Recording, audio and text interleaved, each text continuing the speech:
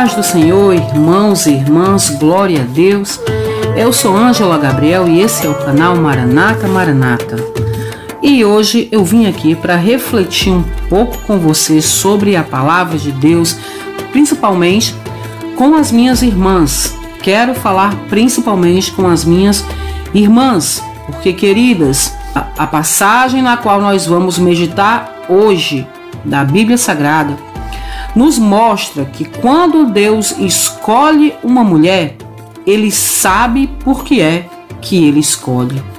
E mais à frente nós vemos, nós ficamos sabendo, nós percebemos, contemplamos com os nossos olhos por que Deus escolheu aquela mulher.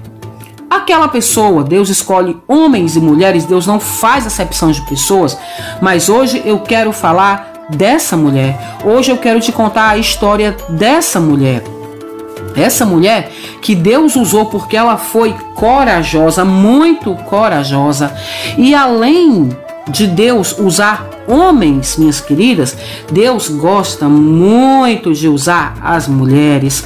Porque mulheres, irmãos, mulheres têm também as suas qualidades, têm as suas peculiaridades, as suas particularidades, e nós sabemos que nós mulheres, principalmente quando estamos cheias de Deus, nós somos sim corajosas, determinadas. É dessas mulheres, desse tipo de mulher usada por Deus que eu quero falar para você hoje.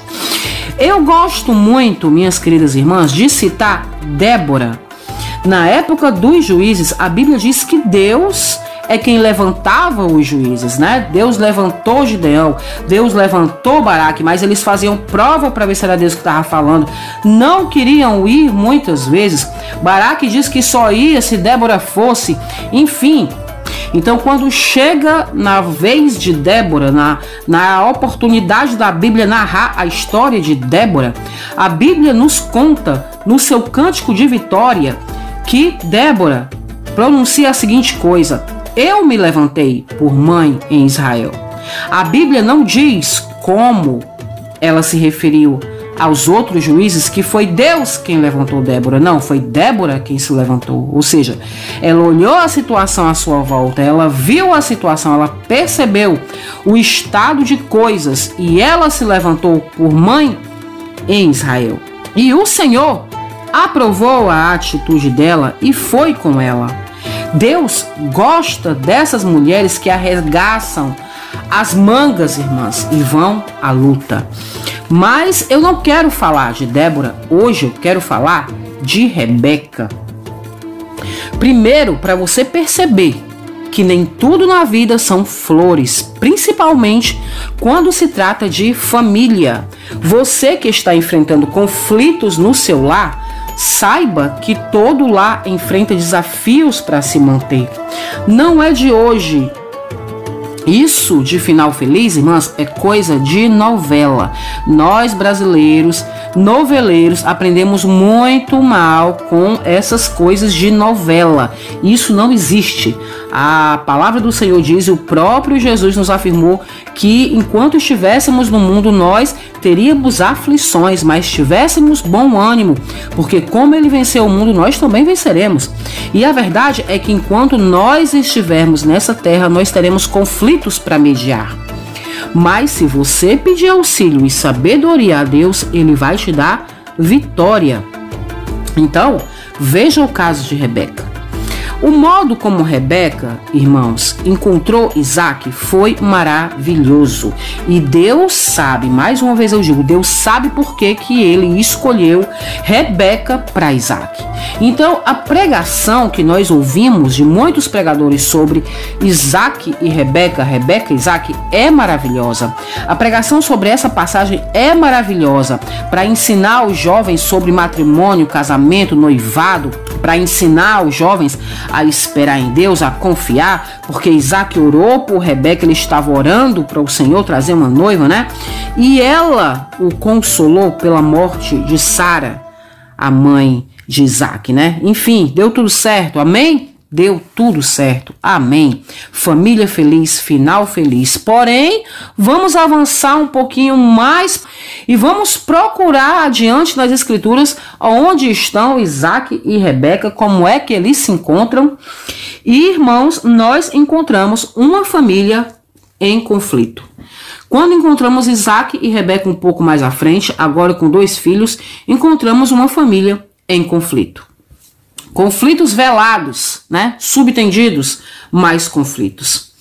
E para começar, queridos irmãos, nós encontramos uma mãe e um pai que elegem cada um para si o filho predileto. Rebeca gostava mais de Jacó. Isaac gostava mais de Esaú, o que já é complicado porque isso por si só já devia levantar uma barreira de diferença e separação entre os 2 irmãos. Então eles cresceram, os pais envelheceram e chegou o tempo do pai passar a liderança do povo para quem de direito? No caso, Esaú. O primogênito era Esaú. Todo mundo ali no acampamento sabia que Esaú seria o próximo patriarca, o próximo líder. Porém, havia uma pessoa ali que pensava diferente, porque Deus já havia falado a essa pessoa que Jacó é quem seria o próximo patriarca. Deus já havia falado que o maior é quem serviria ao menor, que era Jacó. E essa pessoa, irmãos, que sabia disso era Rebeca. E Rebeca, irmãos, sabia que isso ia acontecer. Ela só não sabia como isso ia acontecer, ou o que ela teria que fazer para isso acontecer. Porque, irmãos, ela temia, ela olhava a situação à sua volta e ela via o povo se misturando com os cananeus, Esaú, aquele filho, se apartando dos costumes do seu povo, o pai fazendo de conta que não estava vendo nada porque gostava de Esaú, e chegava o tempo e o momento de Isaac passar o patriarcado para Esaú. E Rebeca olhava para aquele quadro, né? Aquele quadro de coisas, e ela temia que o seu povo, o povo de Deus, desaparecesse, fosse assimilado pelos cananeus e desaparecesse, porque era isso que ia acontecer.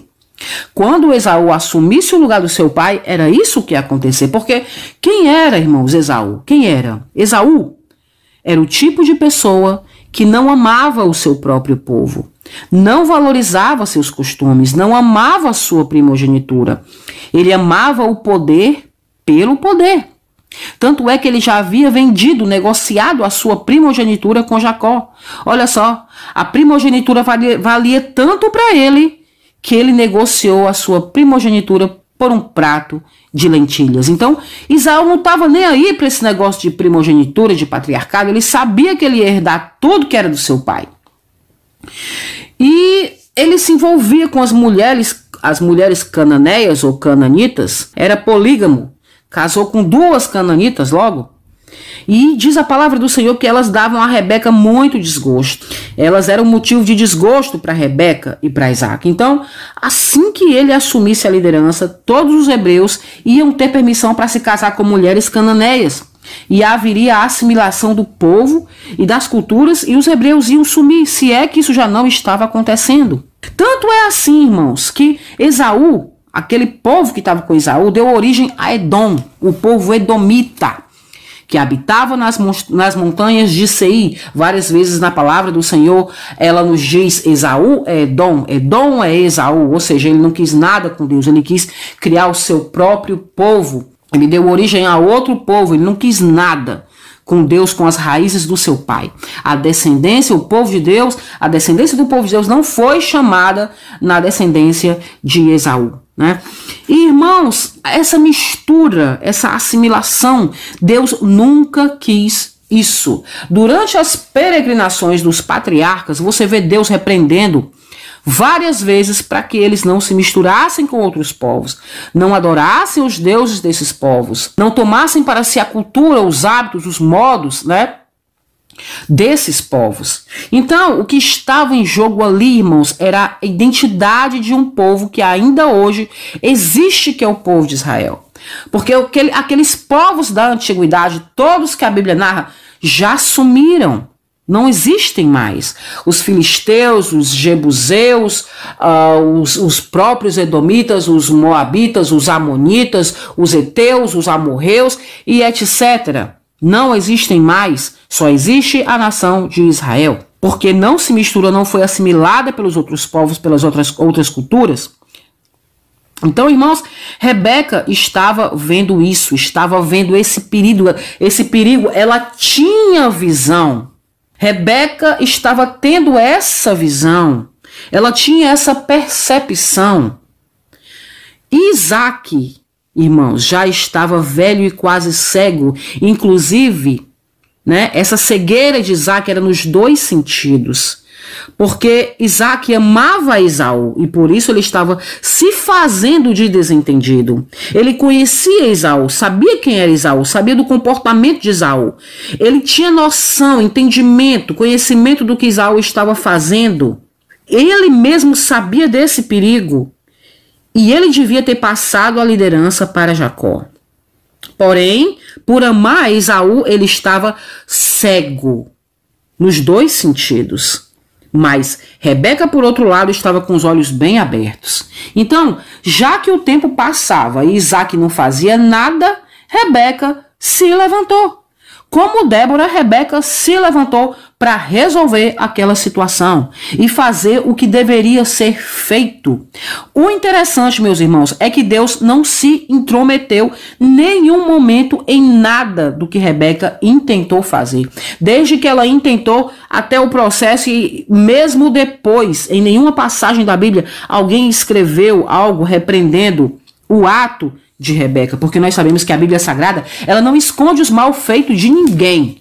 A Bíblia Sagrada, ela denuncia as más ações e atitudes dos homens, para mostrar que os homens não são perfeitos.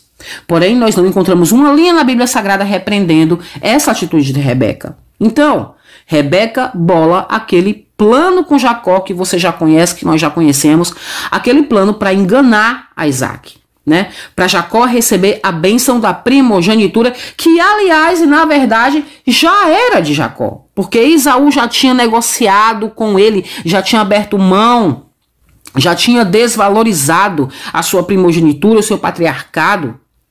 E o que Jacó fez não foi nada mais, nada menos do que reivindicar aquilo que já era seu por direito, né? Aquilo que Esaú já tinha dado a ele, e assim foi.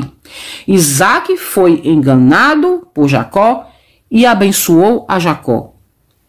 E deu a ele todas as bênçãos do primogênito. Então, o que acontece em seguida você já sabe. Esaú chega em seguida e descobre tudo. E deve ter sido aquele alvoroço, aquela correria, aquele perrengue. Esaú quis matar Jacó. Jacó teve que fugir e fugiu, mas levou com ele o direito da primogenitura, as bênçãos do primogênito. Saiu como patriarca e Deus foi com ele, irmãos, nessa fuga. Deus foi com Jacó por todo o caminho, protegendo, livrando, encorajando. Irmãos, por que era importante que Jaú saísse daquele acampamento que estava sendo contaminado com a bênção da primogenitura? Como patriarca já. Porque o povo que ficou com Esaú, irmãos, realmente foi assimilado pelos cananeus. Era em Jacó que seria dada a sequência ao povo de Deus. Na descendência desse povo é que Deus iria trazer, né, o Messias, dar continuidade ao plano de trazer o Messias. Então Jacó fugiu daquele acampamento e levou a semente de Abraão e Isaac para não ser contaminado. E na descendência de Jacó que foi chamado o povo do Senhor. E Rebeca, irmãos, como ficou Rebeca? Rebeca pagou um alto preço. Ela despediu seu filho com lágrimas. E só viu Jacó, irmão, se não me engano, mais uma vez na sua vida. O seu filho predileto, aquele a quem ela tanto amava, né? Porém, ela fez aquilo que era correto, o certo, que ela sabia que Deus queria que ela fizesse. Porque, irmãos, quem é que iria se levantar contra o patriarca Isaac, o líder do acampamento? né? O Senhor, a quem todos deviam respeito. Quem iria se levantar contra uma tradição? Quem ia dizer que o que parecia certo estava errado? Rebeca fez isso. E fez com muita sabedoria, porque vejam, ela não foi medir forças nem com Isaac, nem com Esaú. Porque Isaac era o senhor daquele lugar, a quem ela devia respeito. E Esaú quem era? Esaú era valente, era um guerreiro, era um caçador. Sabe aquele filho que quando fica maior de idade endurece o pescoço e pronto, não quer mais obedecer ninguém, não quer mais ouvir conselho, não quer mais saber de pai e mãe, ele endurece o pescoço e ele faz aquilo que ele quer. E nem pai, nem mãe mandam mais nele. Aquele filho que te dá trabalho, aquele filho que não quer mais o seu conselho. E que se você não vigiar, ele até pode passar do limite com você. Ele até te desrespeita. Mas ele não quer mais ouvir seu conselho. Esse é Esaú. Era para essa pessoa, esse filho, que não respeitava a cultura do seu povo, que não respeitava mais pai e mãe. Era esse filho que Deus não queria dar mais o patriarcado, o direito à primogenitura.